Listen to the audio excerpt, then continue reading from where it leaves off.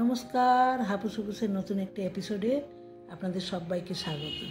আচ্ছা, যারা কোনোদিনও ঘরে কেক বানাননি, বানাবেন বলে ভাবছেন, তারা এই প্রসেসটি ফলো করতে পারেন যদি, তাহলে আপনাদের কেক প্রথমবারেই একদম পারফেক্ট হবে।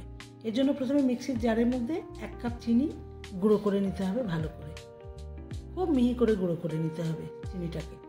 এবার চিনিটা গুঁড়ো হয়ে যাওয়ার পর ওর মধ্যেই 3টে ডিম এক এক করে ভেঙে দিয়ে দিচ্ছি।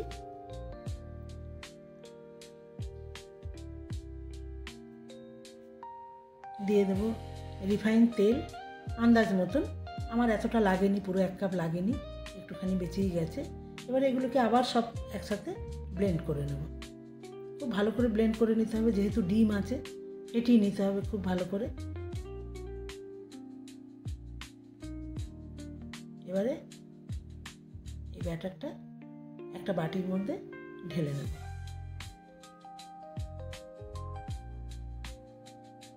এরপরে এতে কিছু শুকনো ইনগ্রিডিয়েন্টস অ্যাড করতে হবে।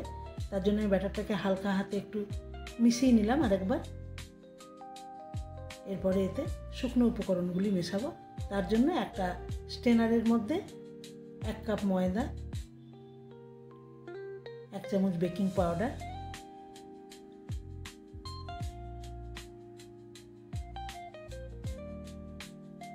2 চামচ মিল্ক পাউডার, টেস্টের জন্য, এতে স্বাদ খুব ভালো হয় কেকের।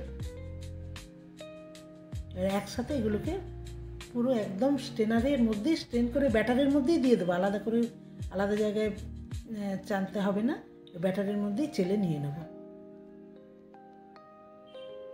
দিয়ে সমস্ত কিছুকে একসাথে সুন্দর করে হাতে করে মিশিয়ে নেব। বেশি জোর দেওয়ার দরকার নেই, খুব হালকা হাতে মেশাতে হবে।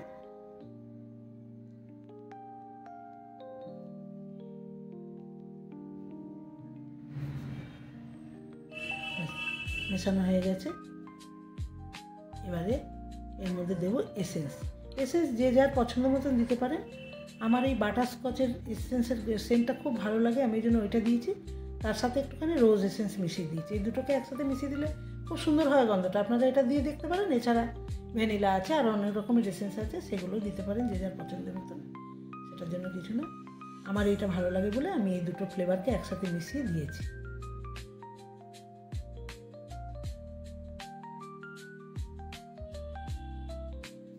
দিয়ে দেবো লেবুর রস একটু।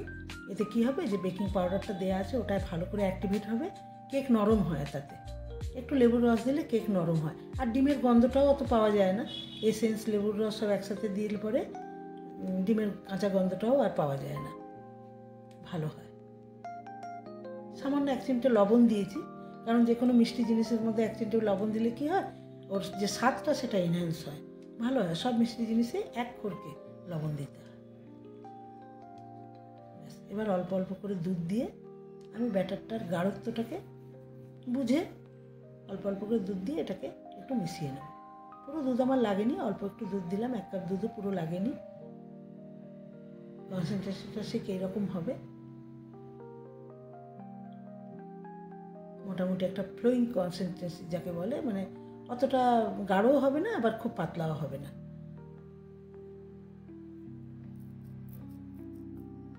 এরপর কেক টিনটা রেডি করে নেব। এর মধ্যে একটু তেল ব্রাশ করে একটু শুকনো ময়দা ছড়িয়ে নেব। তাতে করে কী হবে, বাটার পেপার তো সবসময় ঘরে থাকে না সাধারণত, তো বাটার পেপার দেওয়ার দরকার হয় না। একটু ময়দা ছড়িয়ে দিয়ে ব্যাটারটা দিয়ে যখন কেক হয়ে যাবে পুরো, তখন খুব সহজেই বেরিয়ে আসে ঠান্ডা হয়ে গেলে পরে। আর বাটার পেপার দিলে এই প্রসেসটা ফলো করার দরকার নেই, তখন তো বাটার পেপার দিয়ে তার উপরে তেল ব্রাশ করে দিলেই হয়ে যাবে। ব্যাস, দিয়ে দেবো ব্যাটার সুন্দর করে।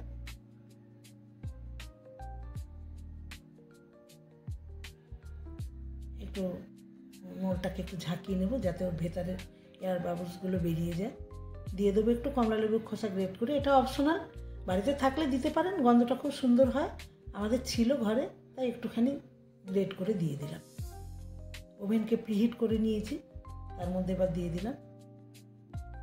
30 থেকে 40 মিনিট বেক করে নিলেই সুন্দর, দেখেছেন ওপরটা কি সুন্দর হয়েছে, দেখেই বোঝা যাচ্ছে যে কেকটা কতখানি ফ্লাফি হয়েছে, নরম হয়েছে। এবারে এটাকে পুরোপুরি ঠান্ডা করে তারপর ডিমোল্ড করে নিতে হবে। আমি আজকে এতে কিছু দিইনি, একদম সিম্পল কেক হয়েছে। অনেক কিছু দেওয়া যায়, পরে আবার যখন কেক বানাবো দেখাবো। ব্যাস হয়ে গেল, একদম সহজ ঘরোয়া কেক। আপনারা বানান ঘরে এই প্রসেসে, খুব সুন্দর হবে, টেস্টও খুব ভালো হবে। বানিয়ে দেখুন।